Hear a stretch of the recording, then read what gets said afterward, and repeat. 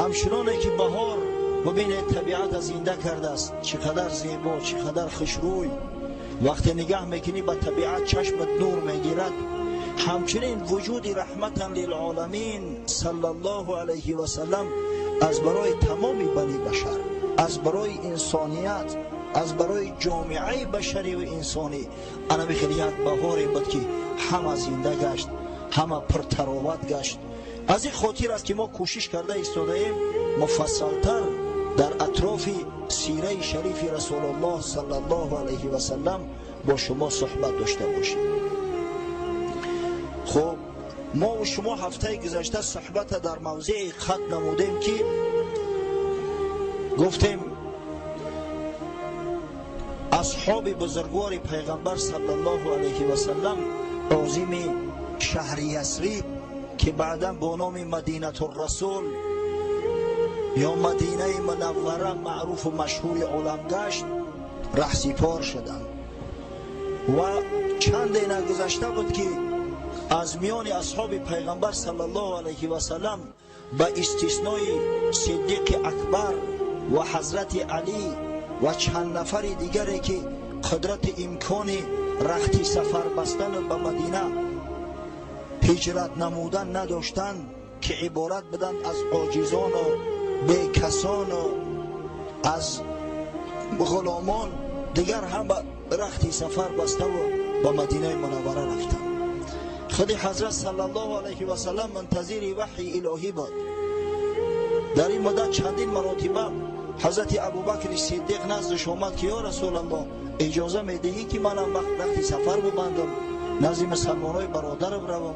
اما هر بار حضرت میگفت یا ابوبکر منتظر باش، شاید خدای تعالی یک رفیق صالح همراهت کند که این مسافه طولانی را همراه رفیق صالح طی کنی. زیرا در سفر وقتی که رفیق خوب داری، رفیق دل پرداری، انشاءالله همون سفر هم برات بسیار گوارا میگذرد. وقتی که قریشی ها، مشرک های قریش دیدن که مسلمان ها در مدینه منوره رفتند و مسکون شدند و امکان داشت که با رسیدن رسول الله صلی الله علیه و سلم در مدینه منوره دولت اسلامی تأسیس یابد، دولتی که دشمن جانی مشرکای قریش خواهد بود، دیگر در واهمه و دهشت افتادند.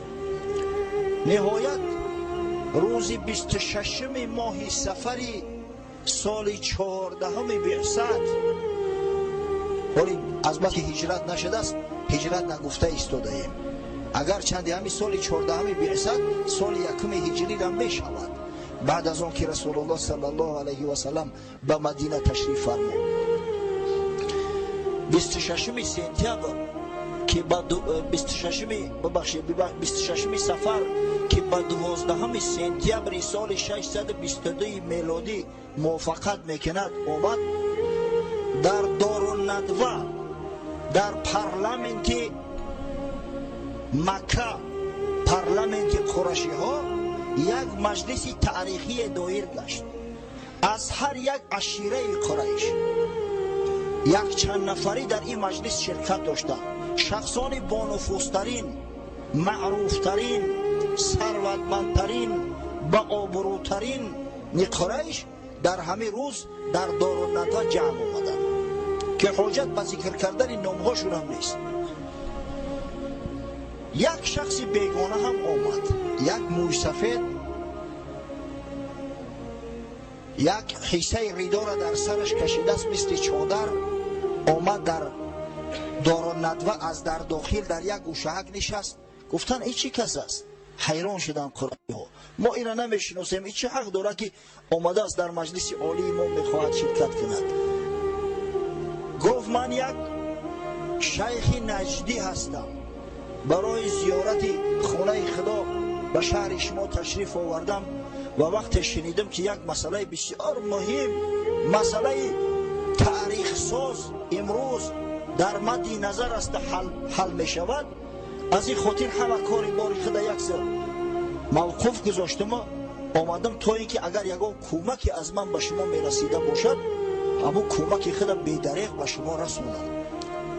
این بدگهر عزازیل علیه لعنه بود، ابلیس ملعون که در شکل صورت یک شیخ نجدی آمد روی خچه به یک چادر پوشانده، از بس که روش بسیار خنکه. شیطان قدرت زیاد داره، اما خداوند هم خنکش کرده است که همو خنکی روی خچه هیچ وقت تغییر داده و عوض کرده نمیتونه. گفتن مرحبا و مجلس شروع شد. مسئله یک تا بود، با محمد صلی الله علیه و سلم چی کار باید کرد؟ باعث تشویشی محمد گفتن همین محمد است صلی الله علیه و سلم، به یک قرار باید بیاییم و مسئله را همین روز حل فصل کنیم. در ابتدا ابوالاسود از جاش خیست، یک نفر از اشراف قریش، گفت پیشنهاد من این است که میزنیم از مکه مکرمه پیشش میکنیم، از منطقه حرم خارجش میکنیم، دیگه توکلش به خدا، گرگ میخرش اگر راهزن ایران میکشه، همه از سری خود مساقط کردیم و دورش کردیم، جانی ما هم خلاص میشود، جانی ایران در خونش آلوده نمیشویم، زیرا یک نفری ما هست، نکند که با اعراب ما را طعنه بزنن که یک فرزند خودشون به قتل رسوندن. از مکه خارجش میکنیم، میگیم ای از ما نیست دیگر، تمام کسی از ما از او پشتیبانی نمیکند. به همین پرابلم که نیست، مثلا هم حل است. اما شیطان ملعون که در صورت شیخ نجدی در یک گوشه نشسته بود، گفت قسم به خدا این پیشنهاد بسیار پیشنهاد جاهلانه و غلط است. شما مگر اعجاز سخن محمد ندیدید؟ شما شیرینی و جذابیت نطق محمد صلی الله علیه و سلم تا هنوز احساس نکردید؟ از مکه خارجش میکنید، به هر قبیله که رو بیارد تمام مردم قبیله را به خود جلب میکند، جذب میکند، بعد همون قبیله های عرب بر ضد شما لشکر کشانده و میارد، مکه را مسخر میسازد. این پیشنهادی تو گفت یا ابوالاسود هیچ به عقل سالم موافقت نمیکنه، زینهار این کار نکنید. سخنی تو سخنی کسی را نماند که میگوید که پرنده را از قفس سر بتیم، در همه جا چه میکنه و میگه که من از فلان قوم هستم، ابرو و عزتی و بلند میشود. این به عقل رو باور کردنی نیست. ابوالبختری یک نفر دیگر است، مردای قریش، رهبرای قریش. این شخص اصلا آدم بد نبود، واقعا مشرک از دنیا گذشت، ایمان نه آورد، اما یکی از همون شخصایی بود که رسول الله صلی الله علیه و سلم در هنگام جنگ بدر نام همین را گرفته بود، گفت ایرا نکشید، ایرا زنده بگذارید، اما در هنگام جنگ کشته شد. از بس که تسلیم نشد، جنگ کرد، کشته شد. ابوالبختری گفت بیاید، گفت در یک خانه زندانیش میکنیم، در یک خانه زندانیش میکنیم، راه آمر به سوی او قطع میگردونیم. وقتی حبس خانگی شد، وقتی مردم از او دور ماندن، به همون خیل خاری و ذلت در یک گوشه زندان، مثل شاعرایی که قبل از او بودن، از جمله نابغه نام یک شخصی بود، زهیر نام یک شخصی بود که همین خیل زندانی شده و در گوشه زندان از دنیا گذشته بودن، امروز نامشون هم گم شده است. همون خیل بینام و نشان در یک گوشه زندان از دنیا میگذرد و جان ما خلاص میشود. اما شیطان ملعون گفت یا ابوالبختری قسم به خدا غلط گفتی، این گپی نادرست است. من خوف آن دارم که از پشت در زندان صداش به اطراف اکناف پهن می شود و بعدا طرفدارای بسیار جوانمرد غیور دارد برای آزادی و دفاع از حبیب خدا محمد صلی الله علیه و سلم، از پیشوای سربلندشون. این مردم از مدینه منوره می آیند و آزادش میکنند، رها میابد، روتان سیاه میکنند، حکومت پادشاهیتون از مکه قطع میسازد. این سخن شنیدنی نیست، زینهار با پیشنهادی همه عمل نکنید. نهایت سرور نوبکاران مکه ابو جهل ملعون عمر ابن هشام از جاش خیست، گفت من یک پیشنهاد دارم برای خلاصی از محمد صلی الله علیه و سلم. یک عشیره کفایت نمیکند. گفت مثلا اگر ما بنی مخزوم محمد صلی الله علیه و سلم به قتل رسانیم، بنی هاشم بر ضد ما شمشیر میکشد، جنگ خونین میشود.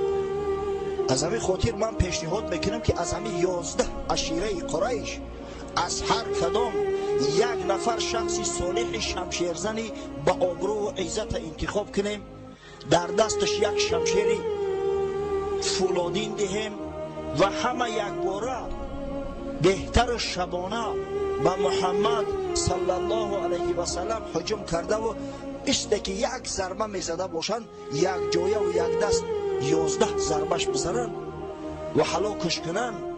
در این صورت دیگر قریش بر ضد 11 عشیره جنگ کرده نمیتونه، زورش نمیرسد. از همین خاطر راضی میشوند به گرفتن خونبه ها، ما هم همون دیگر خونبه ها را میپردازیم، به همین جانمون خلاص میشود. شیطان ملعون خرسک زد، گفت خوشا به حال دیا ابو جهل، واقعا تو داناترین عالمترین این مردم بوده ای. این بدگوهر ابو جهل واقعا تا ابو جهل شدن ابو الحکم بود. حکم هم میدونید، حکم در زبان تاجیکی هست، داور، قاضی. این خانه سوخته قاضیگیر هم میکرد. اگر مثلا جای دعوا و جنجال میشد، ابو الحکم دعوت کردن میشه در همونجا، هم مسئله را فیصله میکرد. این پلاژه نسبت خانه سوخته همین مسئله را حل میکرد است. واقعا از همون علم دنیاوی را برخوردار بود، نخونده و نوشته میتونست.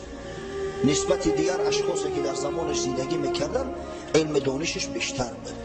واقعا اگر علم دانش در دست شخصی نابکار افتاد، وای به حال مردم، وای به حال مردم که این بدبخت نابکار فتنه های زیادی به سر مردم میارد.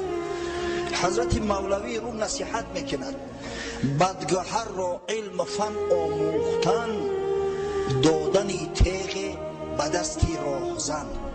همین شخصی بدگوهر احمق ناکس وقتی صاحب علم فن میشود، مسئله این مسئله ابلهی را میماند که در دست یک راهزن شمشیر را دهد، یعنی به دستی خود قتل خود چه آماده کند. تیغ دادن در کف زنگی ایم است، به که آید علم ناکس را به دست. از همین در دست ناکس افیدن علم دانش دیده، تیغ در دست یک زنگی مست علس افتد، برای مردم خوفی کمتر دارد. علم مال و منصب و جاه و قرآن، فتنه آرد در کفی بدگوهران. آنچه منصب میکند با جاهلان، از فضیحت کی کند صد ارسلان. این مذهب آدم چنان تغییر میده، چنان دگرگون میکند، مخصوصا که اگر او آدم عاقل نباشد، یکم آدم شهرتجو و شهرت طلب باشد، این بدبخت یک اژدهار میشود، دیگه زیان و ضررش به مردم خیلی زیاد میرسد. تصور کنید، یک مثال عادی براتون میگم که حتی اگر ناظر منطقوی در یک محله یک شخص همتری شهرتجو و جاهل باشد، چقدر به سر مردم عذاب میآید. اما اگر شخصی صالح باشد، جان مردم دمیدگی است. در حق انور جان ناظر منطقوی محله من دعا میکنیم که خداوند از جمیع بلاها نگهبانش باشد، که واقعا شخص صالح است و برای محافظت محله و برای نگه داشتن ترتیبات محله سعی تلاش زیاد میکند. خدا نگهبانش باشد. ببینید، آنچه منصب میکند با جاهلان، از فضیحت کی کند صد ارسلان. عیب او مخفی است چون آلت بیافت، مارش از سوراخ در صحرا شتافت. او خانه ساخته مار، مثلا او مثلا مار را میماند. و وقت امکان علاج یافت از همون شکافش خارج چیده در صحرا برمد، زیان و ضررش به همه میتونه برسه. حکم چون در دستی گمراه فتاد، چاه بین داره در چاه فتاد. اگه حکم در دست ابو جهل که غلطید دیگه چی طمع داره؟ چاه در درون چاه زد. شاید اگر جای ابو جهل یک شخصی خوب گوهر میشد، یک آدمی صالح میشد، خوب میشد، شاید یک نصیحت میکرد که باعث نجات قریش در ابتدا بشه. میگفت بیایید بچه‌ها از این جان کندن اسلام بیاریم، مسلمان شویم، آخه خانه تو بسوزه که این قدر معجزه های پیغمبر صلی الله علیه و سلم دیدید، تو این درجه شما کور هستید.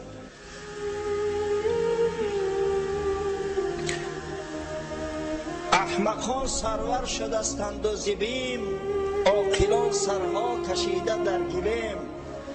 تبلک نغاره در دستی احمقا، در دستی ابو جهل ها و عاقلا و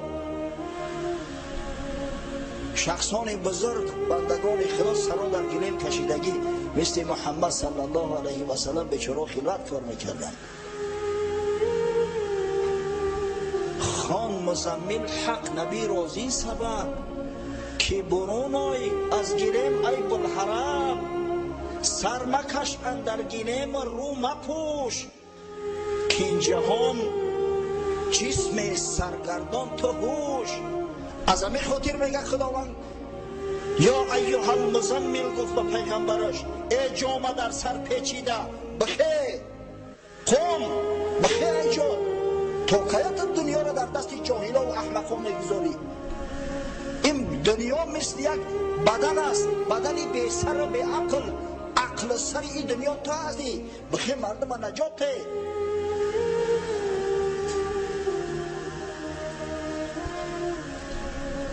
طاعنان همچون سگان بر بدری تو، بانگ میدارن سوی صدری تو. این طعنه زنان مثل سگ هستن که عکاس میزنن، تو یک ماهی تابان هستی، این سگ کجا و ماه کجایی، به همون نوری محتاب عکاس زدستی. این سگان کرند زمری انسیتو، از صفیح وعوع کنان بر بدری تو. این خانه سوخته سگا کرن، امر انسیتو را نشنیدن که خداوند امر کرد اطاعت کنید، خاموش باشید، گوش باندازید به محمد صلی الله علیه و سلم وقتی که قرآن نزد شما تلاوت میکنند. نه تو گفتی قاید اعما برا، صد ثواب و اجر یابد از اله. ای حبیبی خدا، ای محمد، آخه از بشارت های توست که کسی که قاید کور است یک آدم نابینا را دستش میگیرد از یک ره میگذراند، یا یک آدم نابینا را دستش میگیرد به مسجد میارد، صدها اجر ثواب از خداوند متعال اخذ میکند، کسب میکند. هر کی او 40 گام کور را برد گشت آمرزیده و یابد رشد. ای حبیبی خدا، مگر تو ما را بشارت نداده که هر کسی شخصی کور همین 40 قدم ببرد جنت بر او واجب میگردد، خداوند در جنت المأوا مستقرش میگرداند. پس بکش تا زین جهان بیقرار، جوقی کوران را قطار اندر قطار. پس ای حبیبی خدا، این دنیا همه کورن، همه نابینان، همه از حق دورن. پس این جوقی کورا را، این سینه کورا را قطار قطار بکش، نجات بده.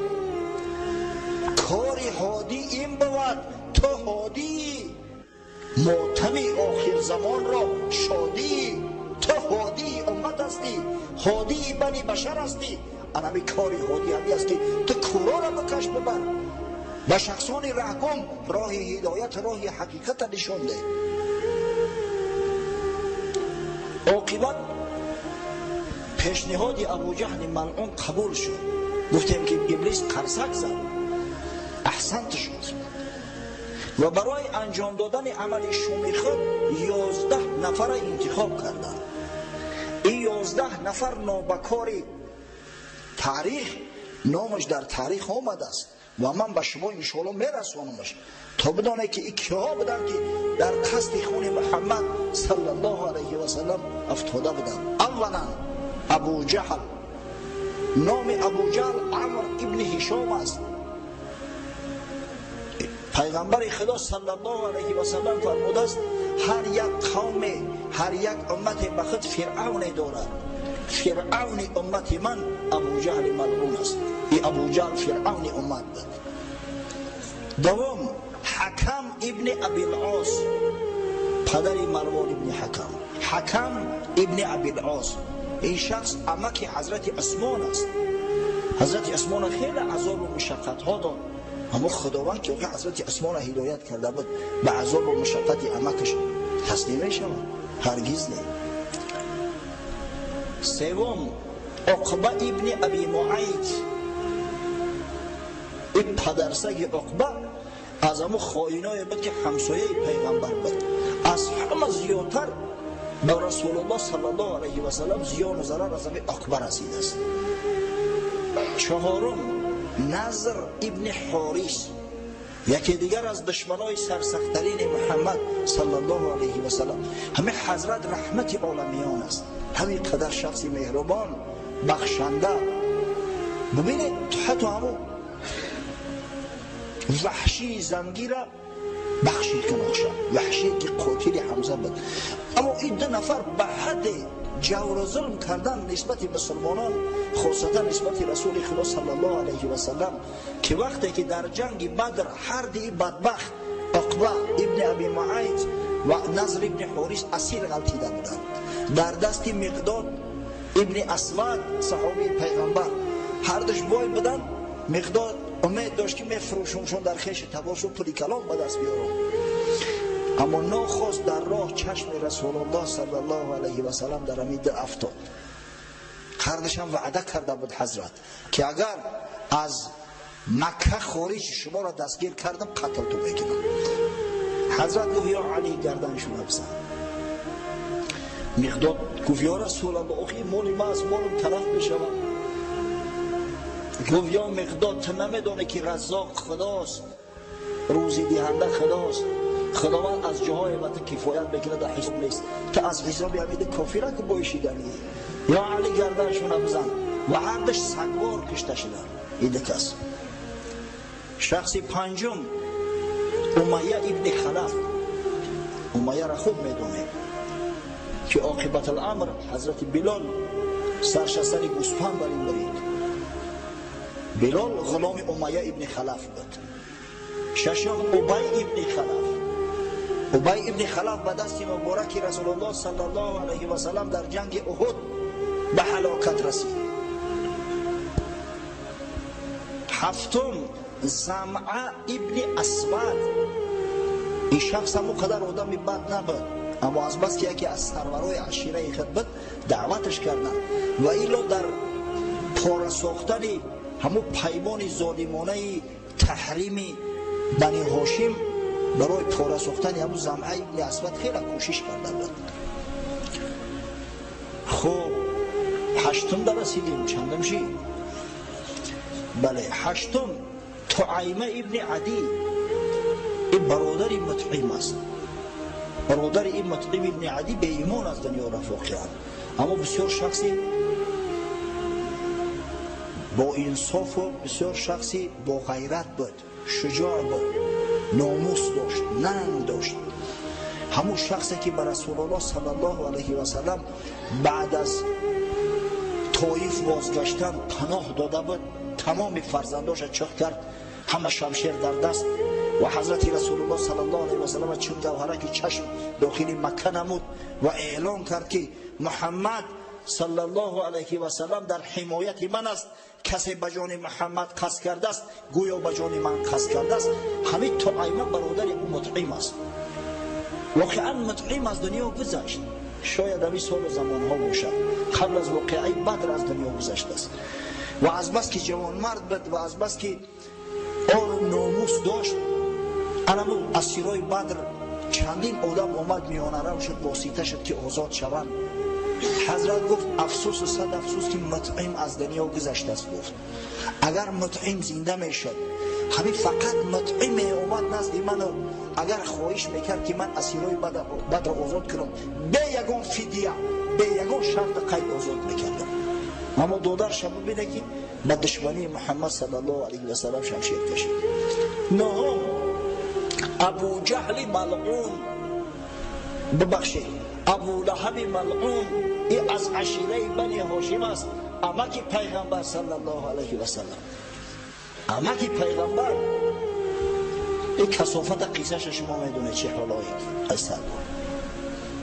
بعد جنگ بدر به بیماری مبتلا شد، در بدنش بعضی خارش ها پیدا شدن، بو و تعفنش به حد اومد که دیگر اهل خاندانش طاقت بو و تعفن او را استشمام کردن نداشتند. یک خیمه زدن بردنش از مردم دورتر در یک در همجا مرد، بو گرفت، کرمش زد. 3 روز 4 روز پس بخبر شدن. بعد غلامای زنگی را فرمیدن، سنگا را گرفتن زیر سنگ موندنش که بو تعفنش سبب بیماری های دیگر نشود، بیماری های سرایت کننده دیگر نشود. خب دهم نبیه ابن حجاج و 11 برادر نبیه منبه ابن حجاج، فرزندان حجاج سهمی. همه 11 نفر انتخاب شدند برای قتل رسول الله صلی الله علیه و سلم. نقشه کشیدن، گفتن شب وقتی که نصف شب شد میایم خانه رسول الله صلی الله علیه و سلم احاطه میکنیم. حضرت عادت داشت در اول شب خواب میکرد. رنگ ما و شما وری تا ساعت 2 و 3 شب بارسلونا و ریال تماشا نمیکرد. و وقتی که ساعت همون 2 و 3 شب میشد از جاش میخیست، وضو میگرفت، میرفت نماز تهجد میخوند، عبادت خدا را میکرد. اینو میدونستن. از همین خاطر از نصف شب برای احتیاط گفتن میرویم میبینیم، منتظر میایستیم. همه که از خانه خارج شد در همه تاریکی شب یک باره 11 نفر هجوم میکنیم و میزنیم به قتل میرسونیمش.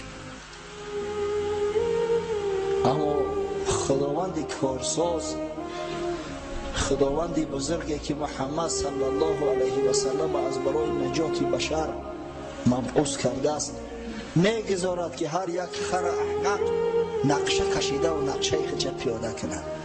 جبرئیل علیه السلام نزد حضرت تشریف آورد، گفت یا محمد صلی الله علیه و سلم امروز در دارالندوه نقشه قتل را کشیدند، 11 نفر جدا شده است.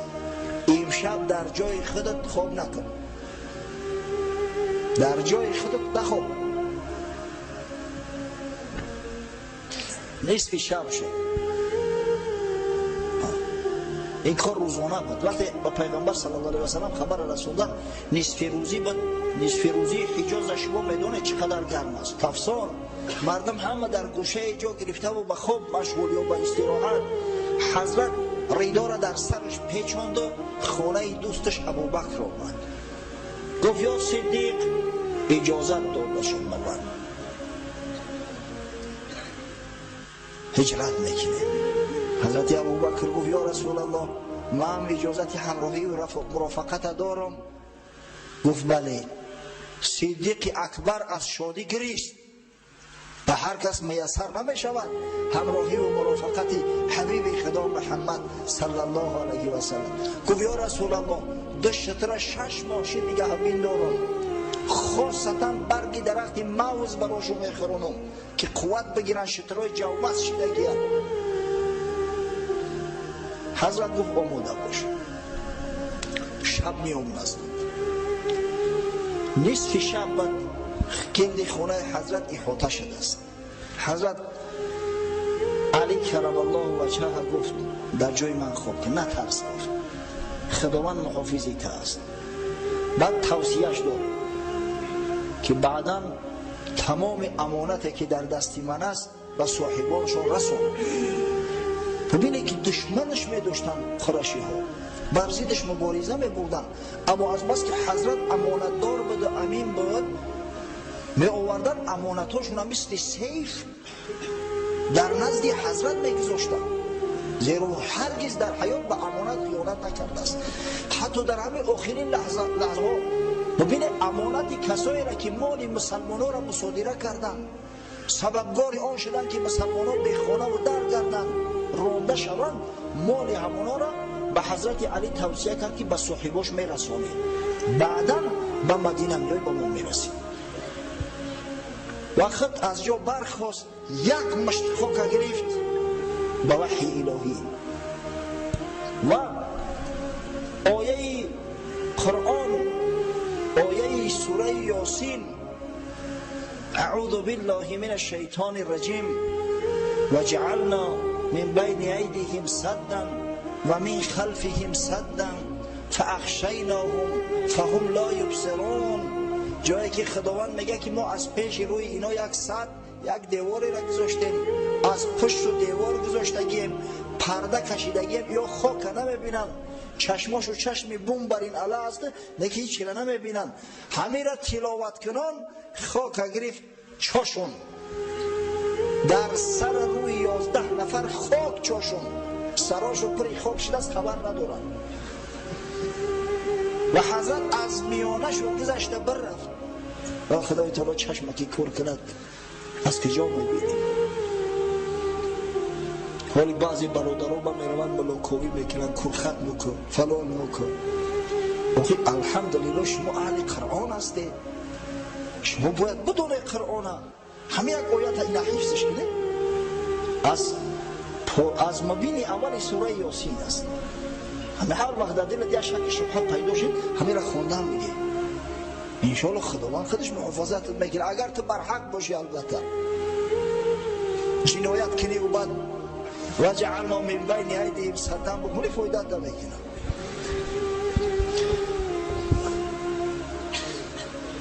مردم استادیان در گردی خاندان پیغمبر صلی الله علیه و سلم منتظر.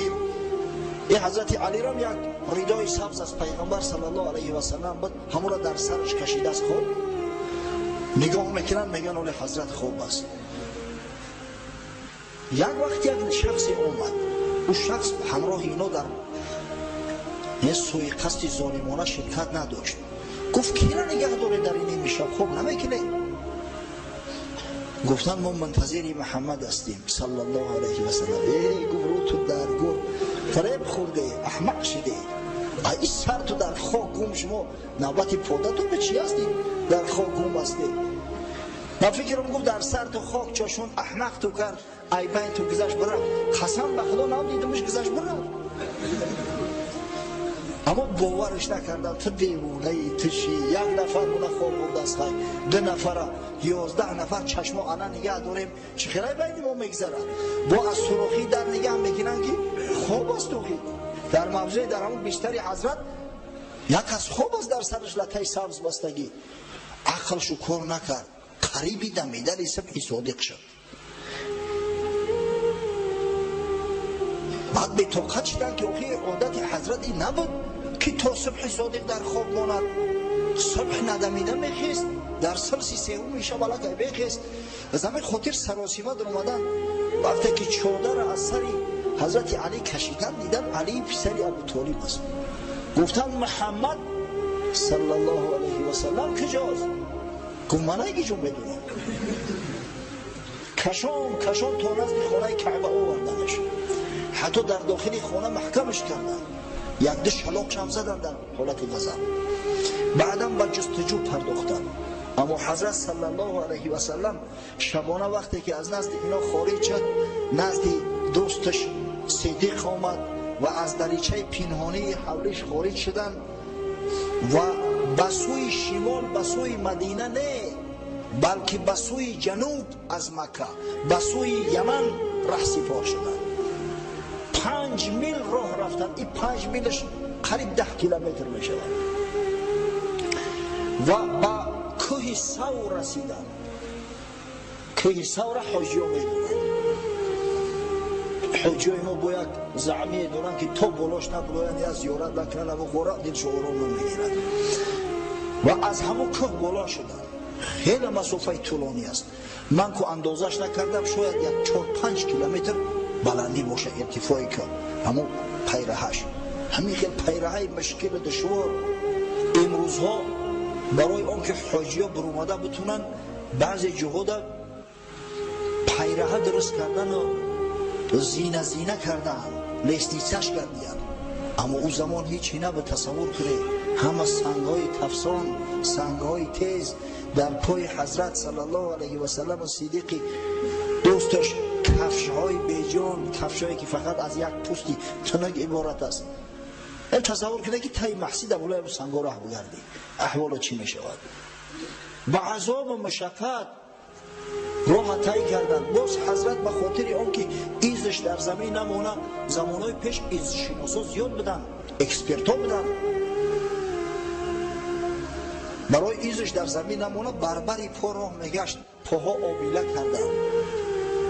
حضرت ابوبکر صدیق همون 100 متری بالا را پیغمبر خدا صلی الله علیه و سلم در دوشش گرفت، پشتوره کرد. خشم به حال بنده خدا که خداوند این شرفی بزرگ از براش عطا کنه. سبحان الله. نزد غار آوردش، همون غاری که حاجی‌ها می روند زیارت میکنن. گفت یا رسول الله ذره صبر که من داخل غار ببینم، مبادا خدای نکرده یکون جانداری نباشد. داخل غار است، در غار عادتا حیوانات خوره میکنن، خزنده ها هستند، درنده ها هستند. وقت داخل غار شد، تمام غار را لمس کرد با دستاش، باریداش شکی تازه کرد، نگاه کرد، یک سوراخی دید. ایزاری خیچه یک حیثه شب برید و لطه را گرفت، همون سوراخی را محکم کرد. بعد گفت یا رسول الله صلی الله علیه و سلم غار آماده از داخل شد. ناخواست چشمش افتید یک سوراخی دیگر اکل همه ایزاش را برآورده و سوراخی را محکم کرده نتونه، با کف پشت سوراخی را زیر کرد. حضرت آمد، از بس که بسیار مانده شده به پاهای مبارک همه ورم کرده است، آبیله کرده است، سرش در بالای زانوی دوستش گذاشت و به خواب رفت. همین وقت در داخل سوراخ مار بوده است، پای حضرت صدیق گزید. دیگر از شدت درد عقل می ترسد که داد فغان کند که مبادا رسول الله صلی الله علیه و سلم ترسیده از خواب خیزد.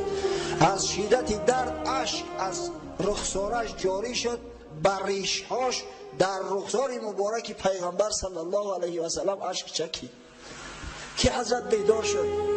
نگاه کرد صدیق اکبر، این جوانمرد شیر خدا گریه دارد. گفت یا ابوبکر چی شد؟ گفت یا رسول الله چیزی پا بگزید. حضرت گفت پا تا بیار. پا را کشید برآورد، در بالای پاش توف انداخت، با توف دهن خودش و با دست مبارکش همون موضع گزیده را شکید. سبحان الله. جایی که آب دهن رسول الله صلی الله علیه و سلم اگر رسیده باشد، چی جای عذاب شکنجه و درد دنیوی، آتش جهنم انشاءالله بر او بدن خراب میگردد. حضرت مولوی قصه میکند، از انس فرزند مالک آمده است که به مهمانی او شخصی شده است. از انس ابن مالک میگه روایت میکنند که یک شخص روز مهمان انس ابن مالک شد. صحابه پیغمبر مهمان نواز بودن، مهماندار بودن، زیرا مردم هر کی به مکه و مدینه می اومد اول در جستجوی صحابه پیغمبر می افتاد که یک سخن از اونا بشنویم، یک علم از اونا بیاموزیم. یک شخص میگه یک روز مهمان انس ابن مالک شد. او حکایت کرد که از بعدی طعام دید انس دستارخان را زردفام، چرکین و آلوده. گفت ای خادمه اندر افکن در تنورش یک دمه. همون شخص روایت میکند که بعدی طعام خوردن دسترخوان چرکین شد. خش شوربای روغنی باشه اگر بریزونش البته داغ میزنه. دسترخوان خودش دسترخوانی سفید تازه آزاده خشرو، بعدی طعام خوردن بسیار چرکین و آلوده شد. حضرت انس به همون غلام زن به کنیزکش گفت بر همیره در درونی تنور بانداز. در تنوری پرز آتش در فکند، در زمان دستارخوان را هوشمند. این زنک هم گرفته برد دستارخوان را در روی تنور بری علاوه انداخت. جمله مهمانان در آن خیره شدند، انتظار دودی تندوری بودند. مردم همه حیران شدند که این یک مالی خوبه چی به حیف کرد. آخه چرک شده است میشوندش توزه میشود. زمانهای پیش متاع بسیار قیمت بها بود، ولی این خیتایی ها دنیا را متاع پر نکرده بودند. متاع قیمت داشت، بها داشت.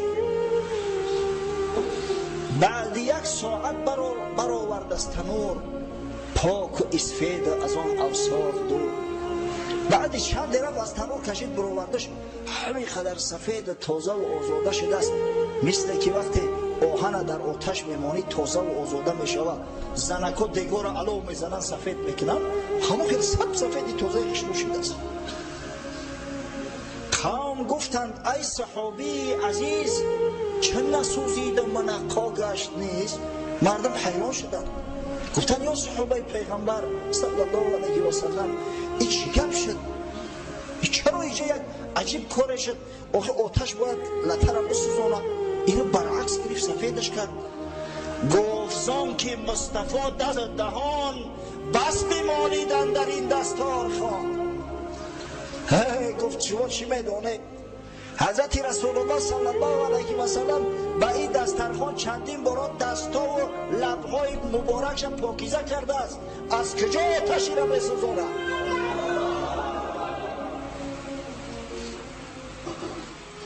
ای دلی ترسنده از رنج عذاب، با چنین دست لب کن اختراب. چون جماده را چنین تشریف داد، جان عاشق را چه ها خواهد کشاد. به مردی ترسنده و لرزنده از آتش جهنم، خاک پای محمد صلی الله علیه و سلم شو. وقتی که آبی دهن این حضرت یک جسم منجمید بی جان از آتش نجات داد، شخصی که عاشق محمد است، دوستدار محمد است، شخصی که پیرو محمد صلی الله علیه و سلم است، شخصی که احیا کننده سنت حبیب خدا محمد صلی الله علیه و سلم است، آتش جهنم خداوند بر او حرام می‌گرداند.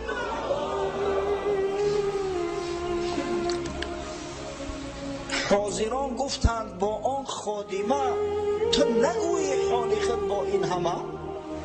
مردم بعد به همون کنیزک مراجعت کردند که آخه این مردک صحابه پیغمبر صلی الله علیه و سلم است، این از این کار با خبر بود.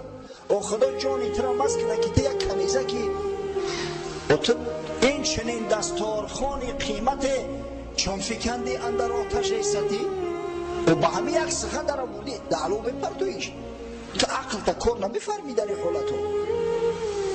گفت دارم بر کریمان اعتماد، نیستم ذکرام ایشان ناامید. سر در اندازم نه این دستارخوان، ز اعتمادی این کریم رازدان. گفت ای مردم، این یاری غاری پیغمبر صلی الله علیه و سلم، این صحابی پیغمبر صلی الله علیه و سلم از گفتیان است، این خادم خاصه رسول الله بود.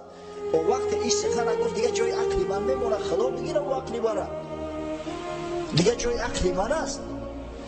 اگر قسم به خدا میگوش سر تبره در تنور به انداز میانداختم، چی برسه به یک لطب. به حضرت مولوی نصیحت میکنم، ای برادر خود در این اکسیر زن، کم نباید صدقی مرد از صدقی زن.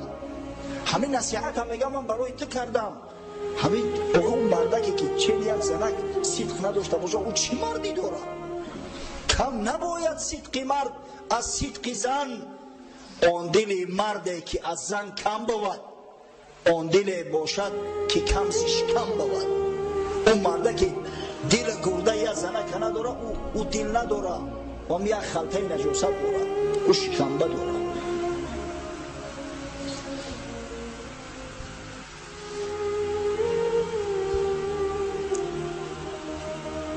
سالی 2007 بعضی حجای برادر هم جدیده است، هم سال 2007 همراه ما بودن. نزدیک کوه سو رفتیم. از بس که 1 سال قبل از این من بر اومده بودم، آخه دیده بودمش دیگه حجت نبود با بر اومدن. برای مردم اگه توصیه کردیم چی نو برای چیکار کنه، از بدعت ها تحذیر شو دادیم. اگه من خودم نیت داشتم که در پایان می ایستم، اما دیدم یک کمپیرک همراه یک نواسش رفته است، یک نبیرش. خدا جان نواسش هم بس کنه که اون نواسش هم قطعی همون یوشال لغت کرده است، برفت است قدم به قدم این کمپیر میکنه جانش عذاب میتوابه. مونده است کمپیر قطعی یک زنک، او زنک قطعی شوهرش بود والله علم، یا که قطعی برادرش بود شریک شده است. حال زوری او کمپیر را دیدم، عینکاش 11. اگه شما تصور کنید همین چشماش هم قدر کلان میتوایی عینک 11 را داره، چشماش هم میبینی میترسی. بیچاره یک پشت با لنگان. من گفتم این به هیچ وجه در جان میرسم. بعد گفتم ماما آخه بیا جون تقام ندی، بیا این پایون انشاءالله ما قیصه انمی غاری سورم میکنم برات، از تاریخ پیغمبر چی واقعاش دست لذت کرده در اینجا انشاءالله همه آب خورده میشیده. چای دسترس کردن مشکل تره که آب بسیار بود. گونه بچه همه برو. خیلی من گفتم شاید همه یک کمی کوشش کنه و بعد جونت که جون سرک شدی بعد از بری کوشش همه گذاری. اون مرده گفته سرم قوقکی به تروشه که من مردم نمی سرش تروشی دیان ایوش گفته از کمتر ترش که در ترکیبی خود مکمکم نومردی رم داره. دیگه از خفای همون کمپیر آهسته باور کنی همون که بر اومد. سبحان الله جون تقام نده. گفت نخو پیغمبر نازنین ما برمده باشه و من نبرم. آخه من گفتم تو عاجز هستی، پاد بود یک پاد لنگ بدست. گفت اگر همین پام مایکار مونه به همین دندانم قپیده میبرم، به ناخونام خر کرده میبرم، نخوام همین جبیانم بالای غار نبرم، همون غار نبینم. سبحان الله. حقیقتا برمدن در برمد خدا جان شماز کرد. بعد 2 روز دیگه حرم دیگه نماز خونو اومده نتونست. یکی برمد زعمی را داخت از فرط محبت. قیصه کوته این واقعا 27 سفری سالی 14 بعثت بود، برابر به همون سال 1 هجرت و موافقت میکند با 13 سپتامبر سال 622 میلادی. شب جمعه بود. حضرت صلی الله علیه و سلم همراه دوستش ابوبکر صدیق 3 شبانه روزه در همین غار گذراندن. شب جمعه، شب شنبه و یکشنبه. در همین مدت پسری ابوبکر صدیق رضی الله عنه عبدالله که بسیار جوان چست و چالاک بود، ما یک بار میریم و یک عمر تعریف کرده خود میگردیم. این جوان مرد ببینه روز در مکه میشد، تمام خبر جمع میکرد، هر شب دوان می اومد نزد یمیان میبرمد و قیصه شون میکرد چی واقعه شد، چی کار شد. یک شخصی بود با نام عامر ابن فحیره، غلام آزاد شده ابوبکر صدیق. این غلام بود، حضرت صدیقی را خرید از صاحبش آزادش کرده بود و عامر ابن فحیره گوسفندای صدیق اکبر را میچراند در بدل شیر و پشم، یعنی در عوض یعنی مهنت شیر و پشم بگرفته گوسفندا را نگهبین میکرد. عامر ابن فحیره را گوسفندا را نزدیکی همون کوه ثور آورد. با هر وقتی که عبدالله میفرامد و سحر به مکه میرفت، این گوسفندا را یک بار میگذرد به همونجا تا اینکه پای قدم عبدالله پسر ابوبکر نیست شود، ایز نگیرند، زیرا که دشمنان در قصد جان رسول الله صلی الله علیه و سلم بودند. میدونستند که چی پیش آمدهای اینا را انتظار است. با مجرد گم کردن حضرت در تمام گرد اطراف در 4 ناحیه شهر نماینده گذاشتند و پست گذاشتند و هر کسی که داخل میشد و خارج میشد بسیار تفتیش میکردن جدی. از این گذشته پیشیناسای معروف عرب جمع کردند و به جستجو پرداختند. از جمله حتی ببینه این راه یمن است، همین کوه ثور، همین طرف هم اومدن بالای کوه ثور برآمدن. حضرت رسول الله صلی الله علیه و سلم همراه صدیق دوستش نشسته بود. ناخواست ابوبکر صدیق سرش برداشت که پاهای یک نفر از همین مشرکای جوینده را دید. گفت یا رسول الله اگر یک نفرش همین پوشنه یک نمار میبینم.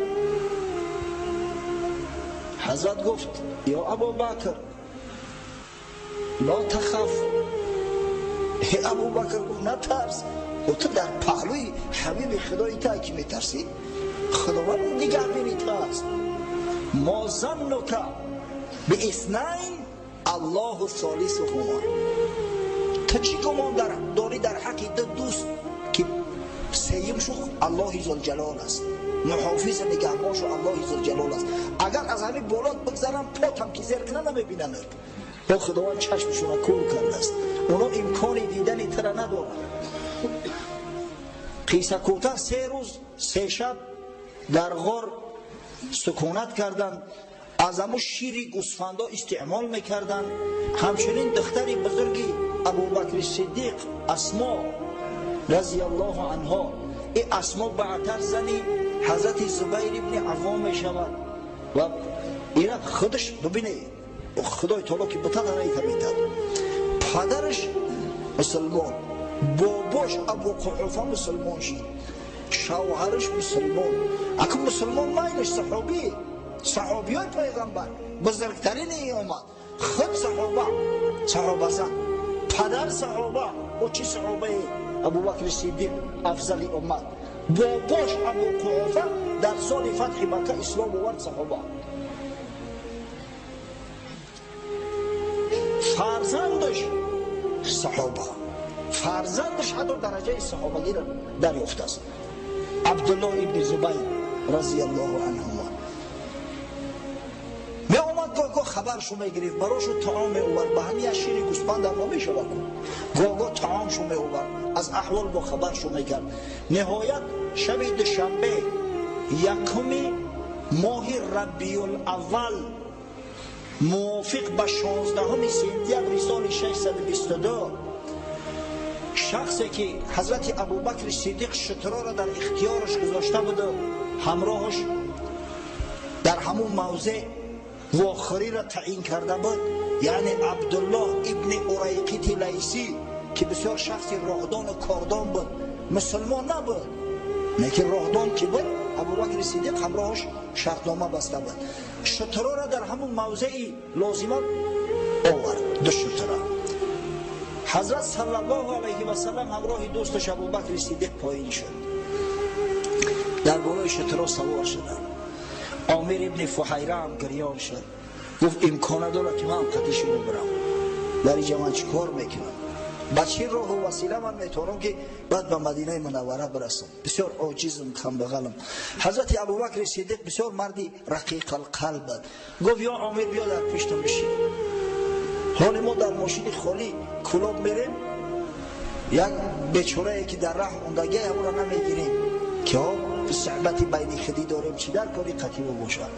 تصور کنید که 500 کیلومتر راه باید برم، بالای شتر خودش تنگ، با عامر ابن فحیره را گفت بپر در پشتیبان سوار شد، همراهش گرفت حضرت و 4 نفر عازم راه شدند. از بس که عبدالله ابن اریقط راه خوب میدانست، در ابتدا به سوی همون جنوب به سوی یمن یک چند کیلومتر روانه شد، بعد راه طرف غرب کرد، سوی غرب گشت، سوی ساحل بحر احمر و بر راههایی که مردم نمیدانستند، با مردم آشنا نبود، شناس نبود، حضرت صلی الله علیه و سلم به سوی مدینه منوره برد.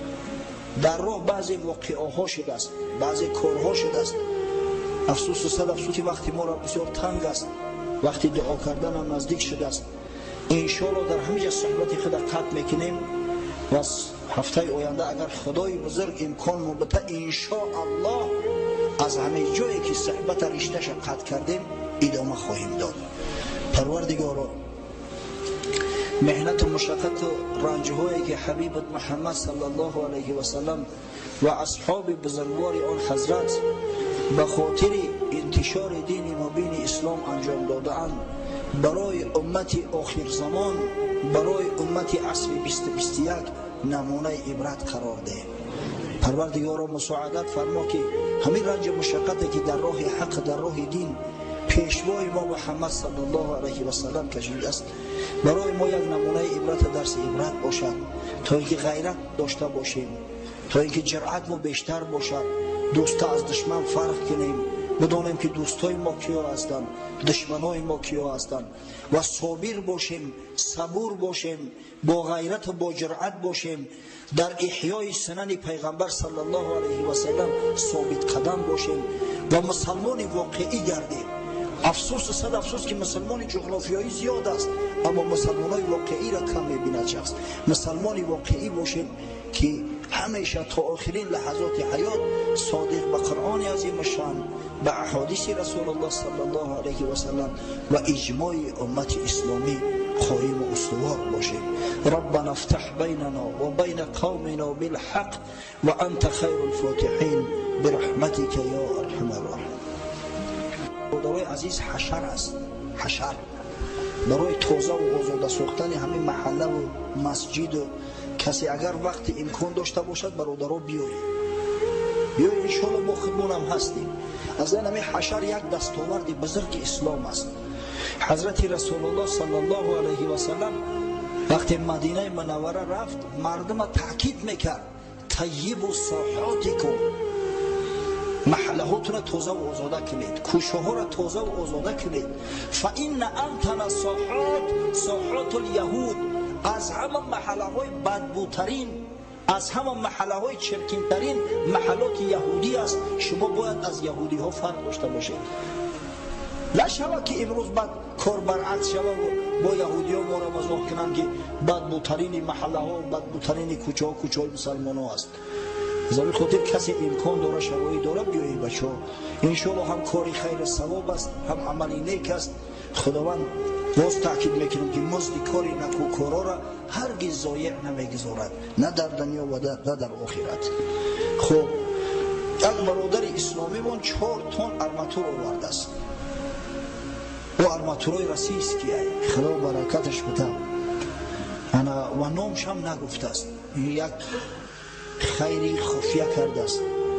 و یک برادر شوفیر ایرا آورده است به خاطر خدا و خواسته است که در حق همو شوفیر، در حق کرم که خدمت کردن دعا کنیم. اولا در حق همین برادر دعا میکنیم که خداوند همین خیلی شیر مردا و جوان مردا را که واقعا زینت اسلام هستند، سبب آبادی و آزادی مساجد مسلمان ها هستند، در جامعه هرچی بیشتر از رایتر گرداند و خداوند در بدل عمل نیکی که کرده است فردا روز قیامت در پهلوی قصر رسول الله صلی الله علیه و سلم براش یک منزل هدیه کند که هر روز از صحبت گوهرباری حبیب خدا محمد صلی الله علیه و سلم برخوردار باشد. آمین. بعدا در حق برادر شافی را، در حق صاحب کرانشی که در حق تمام برادرایی که خدمت‌های بی‌دریغ میکنند نسبت مسجد که خانه خداست دعا میکنیم که خداوند را سعادت دارین نصیب روزیشان گرداند. آمین. در حق نظرالله شاگرد من دعا میکنیم توی دامادی داره، خداوند صاحب زن صالحه و فرزندای صالحش بگرداند. آمین. در حق برادران صلاح الدین، کمال الدین، محمد، دلشاد، شریف دعا میکنیم پروردگار جمیع مراد و مقصوداشون حاصل گرداند و شرف دنیا و آخرت نصیبشون گرداند. در حق برادر ما محمد سفر خدا عمرش دراز کرد، بسیار شخصی محیب است و پروردگار جمیع مراد و مقصودهای دینی و دنیویش حاصل گرداند و فرزنداش هم مثل خودش محیب بزرگ بسازد. در حق برادر ما احمد جان و برادراش دعا میکنیم. واقعا برادر احمد جان بسیار خدمتگار بود. این حشر گفتیم احمد در زبان اومد که در تمام حشرها ما همیشه پیشرو و پیشوا بود، لیکن انشاءالله گمان میکنم که شیر مردای دیگر هم داریم که جای احمد پر میکنن نمیگذارن که خالی شود. دعا میکنیم که خداوند در همون کشور روسیه از جمیع بلا و آفات نگهبانش باشه و با سالم و سربلند با آبرو و عزت بازگشتن بلاش نصیب گرداند.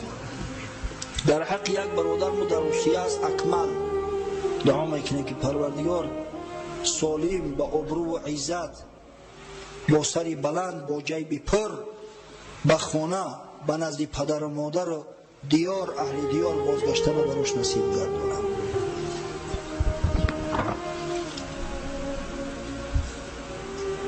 یک برادر گفته است من قرضدار هستم، هر شب قرضدارا در این کلبه من میکوبند، همه حال ادا کردش نمیتونم، در حقش دعا میکنم. یک برادر میگه که در ختم قرآن انجام دادیم و میخواهم از جسابی ها رو به روح پیامبر بزرگوارمان عبادت کنندگان همین مسجد و بخصوص هم خدمتم سفربیک ببخشید. خب یکی از نمازگزاران هم مسجد است، انشاءالله در آخرین نماز که بعد قرآن خوندن همون ختم قرآن هم یک باره میبخشید.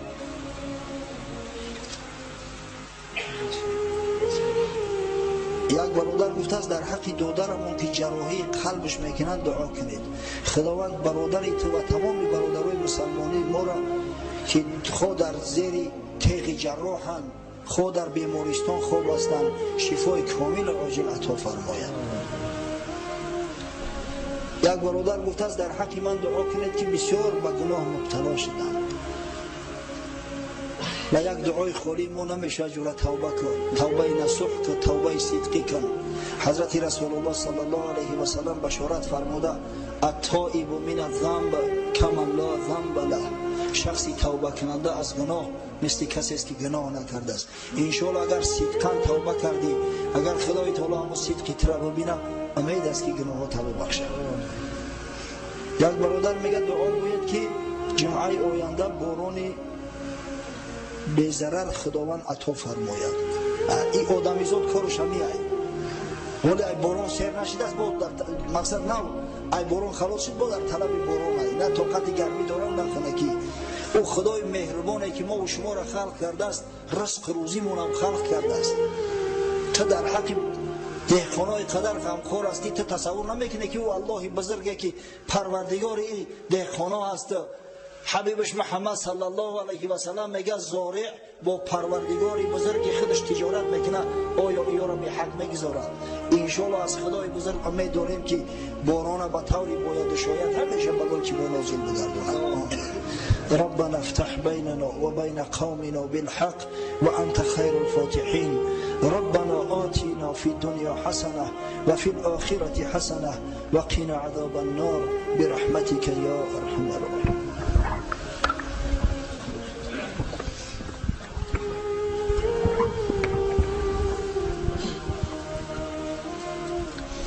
الله أكبر الله أكبر الله أكبر الله أكبر أشهد أن لا إله إلا الله أشهد أن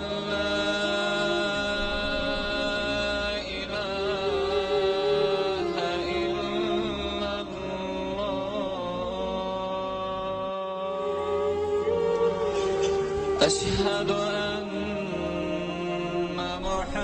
محمدًا رسول الله أشهد أن محمدًا رسول الله حي على الصلاة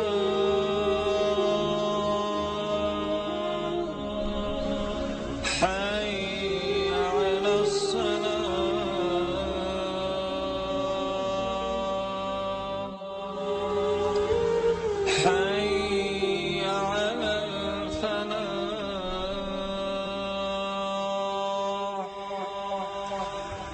حي على الفلاح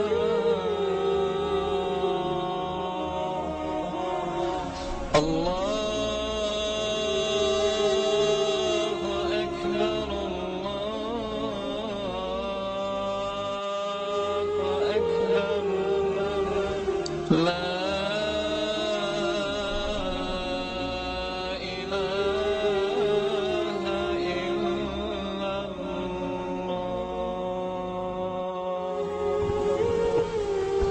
لا إله إلا الله محمد رسول الله.